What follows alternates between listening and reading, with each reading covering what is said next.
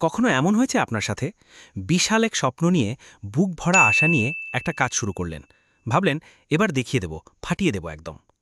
প্রথম কয়েকদিন তো রকেটের গতিতে চলল। টেবিলে বইয়ের পাহাড়, কম্পিউটারের নতুন প্রজেক্ট, জিমে প্রথম দিনের উত্তেজনা, সবকিছু পারফেক্ট।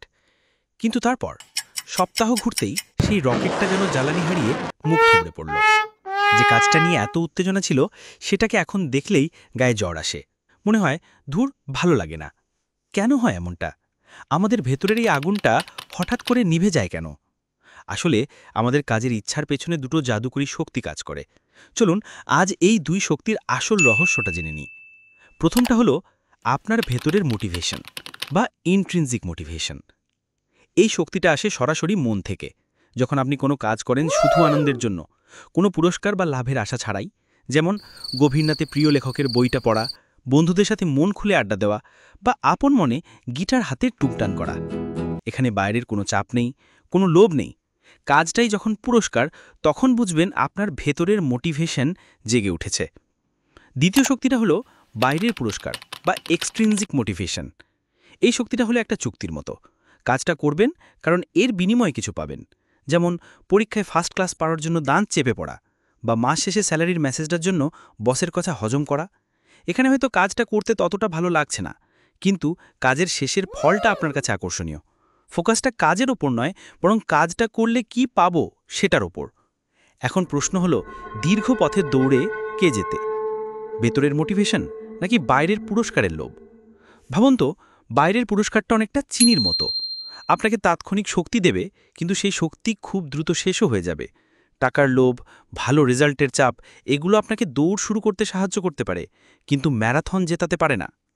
অন্যদিকে আপনার ভেতরের মোটিভেশন হলো প্রতিদিনের ডাল ভাতের মতো। এটাই আপনাকে দীর্ঘ সময় ধরে শক্তি জুগিয়ে যাবে। কারণ যখন আপনি কোনো কাজকে ভালোবাসেন, তখন ক্লান্তিটাও উপভোগ্য হয়ে ওঠে। আপনি পথের প্রেমে পড়েন, শুধু গন্তব্যের জন্য দৌড়ান না। এখানে একটা মারাত্মক ফাঁদ আছে। ধরুন আপনি ছবি আঁকতে ভালোবাসেন, এটা আপনার ভেতরের মোটিভেশনের কাজ। এখন যদি আপনাকে প্রতিটা ছবির জন্য টাকা দেওয়া শুরু হয়, তাহলে কি হবে জানেন? কিছুদিন পর দেখবেন আপনার মন আর ছবি আঁকতে চাইছে না, আপনার মস্তিষ্ক টাকার হিসেব কষছে। একটা সময় টাকা না পেলে আপনার আর তুলি ধরতে ইচ্ছা করবে না।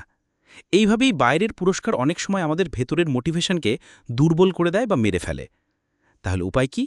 উপায় হলো এই দুই শক্তিকে দাসের মতো ব্যবহার করা, তাদের দাস না হয়ে ওঠা। বুদ্ধি করে দুজনের বন্ধুত্ব করিয়ে দিন। ১. বোরিং কাজের জন্য ট্রিট সিস্টেম। যে কাজটা আপনার কাছে জেলখানার মতো বোরিং, যেমন ঘর পরিষ্কার করা বা অফিসের বোরিং রিপোর্ট তৈরি করা, সেগুলোর জন্য ছোট ছোট পুরস্কার সেট করুন।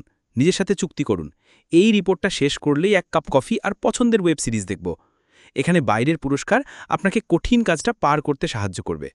২. গুরুত্বপূর্ণ কাজকে মজাদার বানান। আর যে কাজটা আপনার স্বপ্নের মতো দামি, কিন্তু উৎসাহ পাচ্ছেন না, সেই কাজে আপনার ভেতরের মোটিভেশনকে জাগিয়ে তুলুন। কাজের সময় আপনার পছন্দের গান শুনুন, কাজের পরিবেশটা একটু ফুল, আলো বা সুন্দর ছবি দিয়ে সাজিয়ে নিন। কাজটাকে ছোট ছোট গেমে ভাগ করে নিন, আর প্রতিটা ধাপ শেষ করে নিজেকে বাহবা দিন। সম্ভব হলে কোনো বন্ধুকে সাথে নিয়ে কাজ করুন। এতে আপনার মন কাজের প্রেমে পড়বে আর ভেতরের শক্তি জেগে উঠবে। শেষ কথা হলো, মোটিভেশন কোনো সুইচ অন অফ করার বাটন নয়। এটা আপনার ভেতরের শক্তি আর বাইরের পুরস্কারের একটা ডুয়েট ডান্স। এই দুই শক্তিকে চিনুন, তাদের ভাষা বুঝুন, আর নিজের স্বপ্নের ড্রাইভিং সিটে বসে পড়ুন। যাত্রাটা আপনার, স্টিয়ারিংও আপনার হাতে।